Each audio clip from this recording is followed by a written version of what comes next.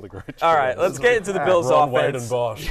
Josh Allen has not practiced this week. I'll be totally happy to be Bosch. By the way, Bosch still gets like whatever, a lot of money like twice a year. So yeah, it's my fault. I'd be happy to. Be very happy sorry, to be Brian. Bosch. All right, let's go. We're behind. Yes, yes, we absolutely are. The Bills. Josh Allen has not practiced this week. They are being very coy with this injury. I think it's almost safe to say, as this line trends the other way, it'll be the Case Keenum show.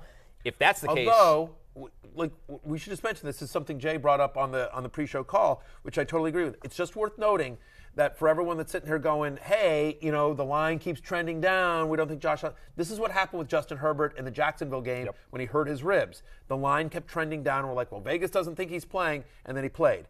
Now, he wasn't any good, and the Jaguars killed him. But the fact of the matter is, he did, in fact, play. Right. So I am starting. I will say this, regardless of whether it's Case Keenum or Josh Allen under center, limited Josh Allen under center, I'm still starting Gabe Davis. Right, my wide receiver 29. I've said this before. He is one of those guys that you just have to start. You either always hit on 16 or you always stand. Right. And so Gabe Davis, he is East Coast Mike Williams. It's a nice matchup with the Vikings, who allow the third most yards per game to opposing wide receivers this year. Case Keenum is fine as a quarterback. I'm starting Gabe Davis as well. Devin Singletary, I have it running back 21.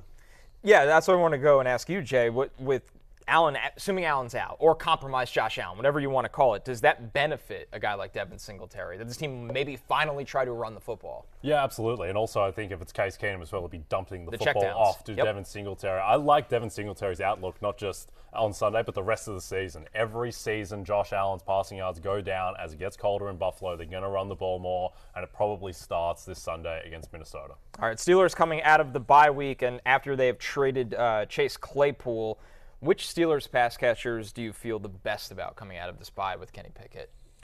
I mean, Deontay Johnson, just from a pure talent standpoint as well. I get it. It's been a disappointing season. He's the only wide receiver in the NFL with over 75 targets and 0 touchdowns. At some point, there's got to be positive regression. We saw it, last week with Joe Mixon in a different sort of kind of way. Look, he's a top 9 in the NFL in terms of targets per game so far. He's had 5 or more catches in 7 of 8 games so far this year against the Saints.